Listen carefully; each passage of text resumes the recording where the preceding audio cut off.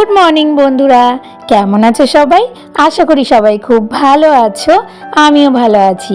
আমার এক আকাশ স্বপ্ন চ্যানেলে তোমাদেরকে অনেক স্বাগত আর ভালোবাসা জানিয়ে আজকের ভিডিওটা শুরু করছি। আজকে হলো বৃহস্পতিবার আর আজকে সকালবেলা একদম 5:30টার সময় ঘুম থেকে উঠে পড়েছি। আর উঠেই বাসি কাজ সেরে তারপরে এদিকে চলে এসেছি চিংড়ি মাছটা পরিষ্কার করতে।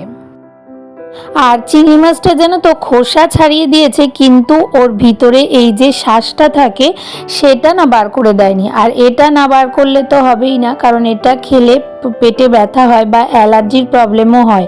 তো সেই জন্য এটা আমি সবসময় বার করেই নিই। এক একটা দোকানে না ওগুলো বার করে দেয়, কিন্তু এক একটা দোকানে আবার বার করে দেয় না। তো এইবার মাছ এনেছিল রনো, তো সেদিনকে না আর মাছগুলো ধুয়ে রাখা হয়নি। তো ওই জন্য আজকে এই যে একদম বাসি কাজ সেরেই আমি মাছটাকে আগে ধুয়ে নিচ্ছি আর এটাকে ধুয়ে নুন হলুদ মাখিয়ে রেখে দেব। আর তোমাদেরকে বলবো, তোমরা যারা যেখান থেকে আমার ভিডিওটা দেখছো প্লিজ একটু স্কিপ না করে পুরো ভিডিওটা দেখার চেষ্টা করো। আশা করি তোমাদের ভালো লাগবে। আর যদি আমার ভিডিওর কোনো একটা অংশ তোমাদের ভালো লেগে থাকে তাহলে আমার যেসব নতুন বন্ধুরা আছো এখনো পর্যন্ত আমার চ্যানেলটাকে সাবস্ক্রাইব করোনি, তারা প্লিজ আমার চ্যানেলটাকে সাবস্ক্রাইব করে দিও। তো মাছটা ধুয়ে তারপরে জামাটা চেঞ্জ করে চলে আসলাম রান্না বসাতে। কারণ কি বলতো, ওই মাছের জামা পরে রান্না করতে গেলে না পুরো একদম মাছের গন্ধ হয়ে যাবে। তো সেই জন্য ওই জামাটা চেঞ্জ করে তারপরে এদিকে চলে আসলাম রান্না করতে। আর আজকেই মনে হচ্ছে জানো তো এই রাইস কুকারের লাস্ট রান্না, কারণ আজকে বলেছে যে সকালবেলা দিয়ে যাবে গ্যাস। তো একদম সকালে তো আর দিয়ে যাবে না, ওদের আস্তে আস্তে হয়তো 10টা 10:30 কি 11টা বাজবে। তো আমাকে তো রান্নাটা তার আগে করতে হবে, কারণ রনো অফিসে যাবে। আর আমার না বেলা করে রান্না করতে একদম ভাল লাগে না। তো সেই জন্য আর কি ভাবলাম যে আজকের দিনটা রাইস কুকারে রান্না করেই নিই। তো সেই জন্য ভেবেছি যে আজকে বেশি কিছু রান্না করব না, এই বেগুন ভাজা করব।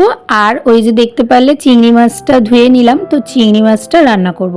কারণ কি বলতো, চিংড়ি মাছ তো অত ভাজাভাজির প্রয়োজন পড়ে না, নর্মালি এমনি দিয়ে দিলে হয়ে যায়। মশলা কষিয়ে ওর মধ্যে চিংড়ি মাছ দিয়ে দিলেই রান্না হয়ে যায়, চিংড়ি মাছ আলাদা করে না ভাজলেও হয়ে যায়। তো সেই জন্যই আজকে ভাবলাম চিংড়ি মাছটা করে নিই। আর ওইদিকে মাঝখানে না রিশানকে ঘুম থেকে তুলে দিয়েছি, তুলে ওকে ব্রাশ করিয়ে তারপরে জল বিস্কুট খেতে দিয়ে তারপরে এদিকে আবার আমি এসেছি রান্নাটা বসাতে। তো এই যে বেগুনটা ভাজা বসিয়ে দিলাম, তো বেগুনটা ভাজা হয়ে যাক তারপরে মাছটা করে নেব।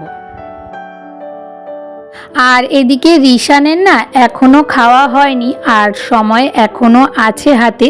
তো সেই জন্য ভাবলাম দাঁড়িয়ে কেন থাকবো, বিছানাটা গুছিয়ে নিই। কারণ বিছানাটা গুছানোটাও তো একটা বড় কাজ, তাই না বলো? এই সব চাদর, গায়ে দেওয়ার জিনিস সব কিছু ভাঁজ করা, বালিশগুলোকে রাখা, এগুলোও একটা বড় কাজ। তো যে কোনো কাজই মানে দাঁড়িয়ে থাকলে দেখবে সময় শুধু শুধু নষ্ট হয়। তো সেই জন্য সময় নষ্ট না করে তার থেকে বরং কাজগুলো করে ফেলাই ভালো। এতে কি হবে, আমার পরের কাজগুলোও এগিয়ে যাবে। তো বিছানাটা গুছিয়ে নিয়েছি, মানে ওই বালিশগুলো বক্সে রেখে দিয়েছি আর চাদরগুলো যা ছিল ওগুলো ভাঁজ করে নিয়েছি। এখন রিশানকে আগে রেডি করে দিই, কারণ টাইম হয়ে গেছে। তো ওকে রেডি করে আগে পাঠিয়ে নিই, তারপরে বিছানাটা একেবারে ভালো করে পরিষ্কার করে ঝেড়ে নেব। আর আমি না দেখেছি জানো তো, আমার নিজেকে দিয়েই প্রমাণ পেয়েছি যে কোনো কাজ যদি আমি ওই পরে করব বা সময় আছে এটা ভেবে করি না, তাহলে না কোনো মানে সব কাজ আমি পিছিয়ে পড়ি। কিন্তু এক্ষুনি করতে হবে, এই মুহূর্তে করতে হবে, এটা করে রেখে দিই তাহলে আমার পরে সুবিধা হবে। এইগুলো ভাবলে না তখন দেখি কি অটোমেটিক্যালি আমার কাজগুলো খুব তাড়াতাড়ি হয়ে যায়। আর পরে না আমি নিশ্চিন্ত মনে একটু বসতেও পারি। কিন্তু যদি কাজের মাঝখানে কোনো একটা টাইমে বসে পড়ি না, যে ভাল লাগছে না একটু বসে নিই, তখনই না আমার পিছনের সব কাজ লেট হয়ে যায় আর আমি পিছিয়ে যাই। মাঝখানে না আমার মাইন্ডটা এরকম হয়ে গেছিলো যে একটু হয়তো সব কাজ সেরে মাঝখানে বসে পড়তাম, হয়তো কিছু কাজ বাকি আছে, তো ভাবলাম যে ঠিক আছে পরে করব, এখন একটু বসে নিই। কিন্তু ওরকম করতে গেলে দেখি কি যে আমার ওই কাজগুলো পিছিয়ে যায়, কারণ একবার বসে পড়লে না না শরীরে কেমন অলসতা এসে যায়। তো সেই জন্য এবার ভেবেছি যে না, আমার আগের রুলসটাই ঠিক ছিল যে সব কাজ একেবারে করে আমি বসবো, যাতে আমার চিন্তা না থাকে পরে আমার কোনো কাজ পড়ে আছে, তাহলে আমি রিল্যাক্সে একটু বসতে পারবো। তো যাই হোক, ওইদিকে দেখতে পারলে বেশ কিছু জামা কাপড় না, কালকের জামা কাপড়, এগুলো ওই স্ট্যান্ডে মেলা ছিল, তো সেগুলো শুকিয়ে গেছে, নিয়ে আসলাম। আর এদিকে দেখো, এইবার পুজোর সময় যে চাদরটা পেতেছিলাম ওর বালিশের ও আর কুশানের কভারগুলো না একসাথে রেখে দিলাম। তো এইবার আমি চাদরগুলো এইভাবে করেই রেখেছি, তাতে না খুব সুবিধা হচ্ছে, জানো তো। যেই চাদরটা পাতবো ভাবছি, সাথে সাথে সব কভারগুলো বেরিয়ে আসছে, তাতে আমার খুব সুবিধা হচ্ছে, চট করে সব জিনিস খুঁজে পেয়ে যাচ্ছি, আর খুঁজতে গিয়ে জায়গা এলোমেলোও হচ্ছে না। আর দেখো, এই বিছানাটা ঝাড়তে গিয়ে তার আগে আমাকে কতগুলো কাজ করতে হলো। আমাদের কাজের শেষ নেই। আর এদিকে মানুষ বলে আমাদের আবার কিসের কাজ, আমাদের তো কোনো কাজই নেই, ওই তো রান্না করা আর ওই ঘর দুয়ার ঝাড়া মোছা, আর কি কাজ। তো যাই হোক, কি আর বলবো, এক একজন মানুষের কথা শুনলে না রাগ করবো না হাসবো ঠিক বুঝতে পারি না। তো যাই হোক, মানুষ তো মানুষের কথা বলবেই, আমাকে আমার কাজগুলো করতে হবে, কেউ আমার কাজগুলো করে দেবে না। তো সেই জন্য শুধু শুধু তাদের কথায় কান না দিয়ে নিজের কাজটা নিজে করাই ভালো। তো এদিকে দেখো, বেগুন ভাজাটা হয়ে গেছে, তাই চিংড়ি মাছটা বসিয়ে দিলাম। আর চিংড়ি মাছটা না সেরকম কিছু করলাম না, তেলের মধ্যে হালকা একটু ভেজে নিয়ে সর্ষে বাটাটা দিয়ে দিলাম। আর এবার নুন, তেল, হলুদ সব কিছু দিয়ে একটুখানি ঢাকা চাপা দিয়ে রেখে দিলেই চিংড়ি মাছ রেডি হয়ে যাবে। আর তারপরে এদিকে চলে আসলাম রান্নাঘরে। এখন তো আমার রান্নাঘর বলতে ওই ডাইনিং টেবিলই হয়ে গেছে। তো এই রান্নাঘরের মানে সেরকম কিছু না পরিষ্কার করা হচ্ছে না। আর সামনেই তো জানো কালী পুজো আসছে, তো তার আগে তো আবার একটুখানি ঘর দুয়ারগুলো পরিষ্কার করতে হবে। হয়তো অত না করলেও নর্মালি একটু তো পরিষ্কার করতেই হবে, আর সেটা তো সারা বছরই করি। তো কালকেও দেখতে পারলে যে ঘরগুলো একটুখানি মুছে টুছে দিয়েছি ধুলোগুলো। আর আজকে ভাবছি কি রান্নাঘরটা একটু পরিষ্কার করে দিই, মানে ওই ওপরের কাউন্টার টপটা। তো সেই জন্য প্রথমে আগে বাসনগুলো গুছিয়ে নিলাম।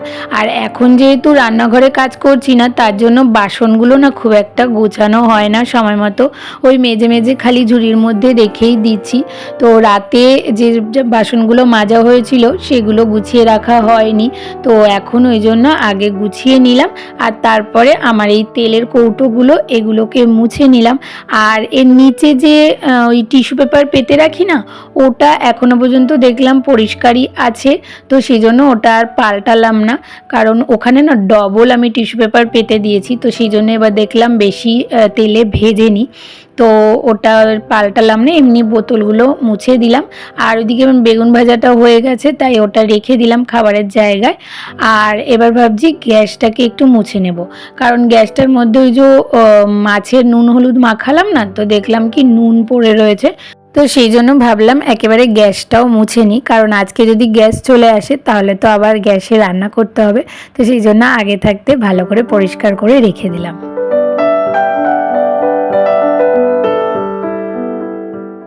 আর আমার এই রান্নাঘরে যে স্টিলের র্যাকটা আছে না, তার ওপরে যেই কাটলেরি হোল্ডার, তারপরে স্পুন হোল্ডার এগুলো রয়েছে, এইগুলো না সেই যে আমি কিচেন অর্গানাইজ করেছিলাম, তারপরে এগুলোর ভেতরটা না আর ধোয়া হয়নি।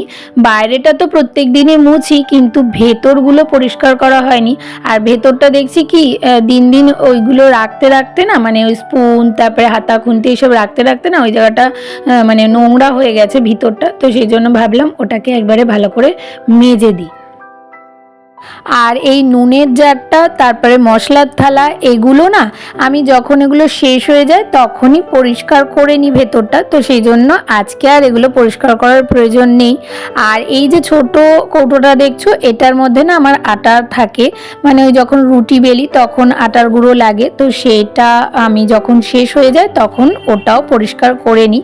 তো সেই জন্য এগুলো আর আজকে পরিষ্কার করার প্রয়োজন নেই, তো ওগুলোকে এমনি ওপরটা মুছে মুছে রেখে দিলাম। আর তারপরে সিঙ্কে অল্প কয়েকটা বাসন ছিল, তো সেগুলোকে মেজে নিচ্ছি। আর তারপরে এই যে কাটলেরি হোল্ডারগুলো, এইগুলো ভিতরে ভিতরে না অনেকটা ময়লা হয়ে গেছে, তো সেই জন্য এগুলোকে ভালো করে মেজে ধুয়ে নেব। আর তোমরা যারা আমার ভিডিওতে কমেন্ট করো প্রত্যেক দিন, তোমাদের কমেন্টগুলো পড়তে না আমার খুব ভালো লাগে, জানো তো। আমি অনেক বেশি মোটিভেট হই আর আমার কাজের এনার্জিটাও যেন আরও বেশি বেড়ে যায়। তো সেই জন্যই বলবো তোমরা এরকমভাবে কমেন্ট করতে থেকো, আর একটু ভিডিও সম্পর্কিত কোনো কমেন্ট করো, তাহলে আমি সেই কমেন্টগুলো তোমাদের পড়তে পারবো ভিডিওর মধ্যে। আর ওই দিকের কাজগুলো করতে করতে না এদিকে চিংড়ি মাছটা হয়ে গেছিলো, তাই চিংড়ি মাছটা নামিয়ে দিয়ে তারপরে ভাতটা বসিয়ে দিলাম। আর ভাতটা বসানোর সময় দেখলাম কি যে এর তলায় না আমি একটা পেপার পেতে দিয়েছিলাম, কারণ কি বলতো আমাদের ডাইনিং টেবিলটা কাচের, তো সেই জন্য গরম হয়ে গেলে ফেটে যাওয়ার ভয় যদি থাকে, তো সেই জন্য আমি পেপার পেতে দিয়েছিলাম। এমনি রাইস কুকারটা অতটা বেশি গরম হচ্ছে না যে ওটা ফেটে যাবে। তারপরে কি হয়েছে বলতো, ওই প্লাস্টিকটা মানে যেটা কভারটা পাতা আছে ডাইনিং টেবিলের, ওটা দেখছি কি গরমে হালকা হালকা একটু গুটিয়ে যাচ্ছে, তো সেই জন্য আমি পেপারটা দিয়ে দিয়েছিলাম কালকে থেকে। তো পেপারটা দেখলাম কি ভিজে একদম ছিঁড়ে গেছে, তো সেই জন্য ওটা পাল্টিয়ে নতুন একটা পেপার দিয়ে দিলাম। আর তার সাথে সাথে ডাইনিং টেবিলটাও পরিষ্কার করে মুছে নিলাম।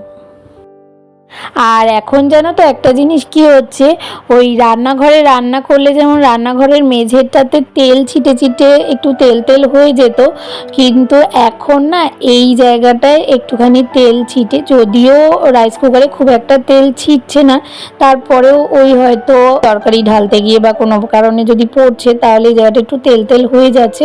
তো যাই হোক, এখন এমনি মুছে নিলাম, পরে একদিনকে এটাকে সার্ফ দিয়ে ভালো করে মেঝেটা পরিষ্কার করে নেব।